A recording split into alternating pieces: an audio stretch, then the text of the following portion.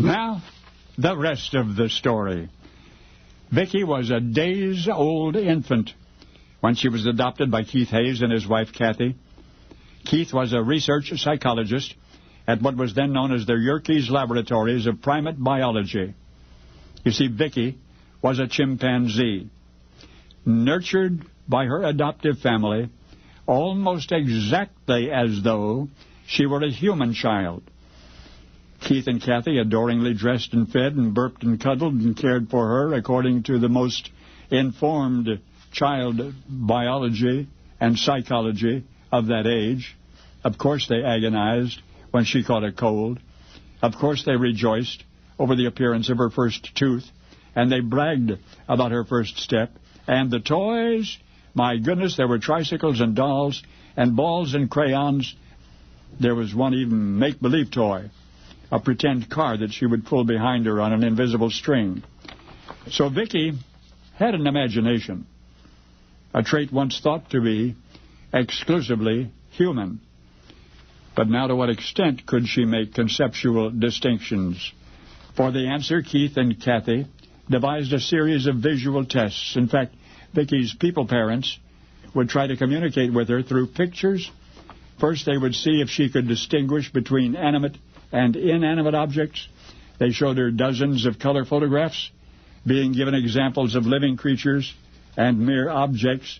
Viki was taught to place the photos in separate piles, and she did, and scored very well. In fact, 85%. And of her 6 errors, 3 of them were pictures of insects. The next test involved male and female as categories. Adults and youngsters were used. Some pictures showed only heads, others merely facial features. You know what?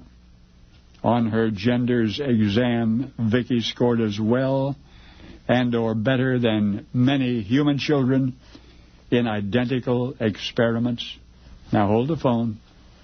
This little chimp also excelled in color distinction tests, in correlating shapes, in comparing sizes.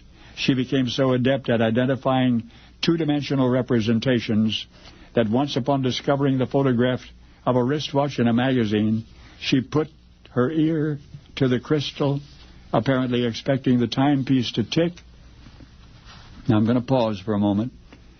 Domesticating any animal carries with it a certain responsibility, but I would like you to ponder the extent of that responsibility after you learn the following.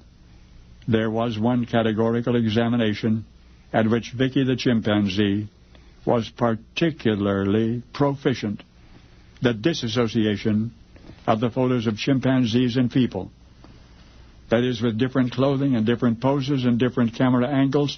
The test was made as difficult as possible, but no matter how many times Viki took the exam, she placed every picture correctly, humans with humans and chimpanzees with chimpanzees. Whoop. With one exception.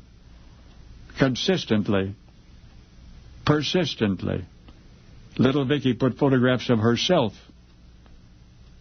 with the humans. Now, you know the rest of the story.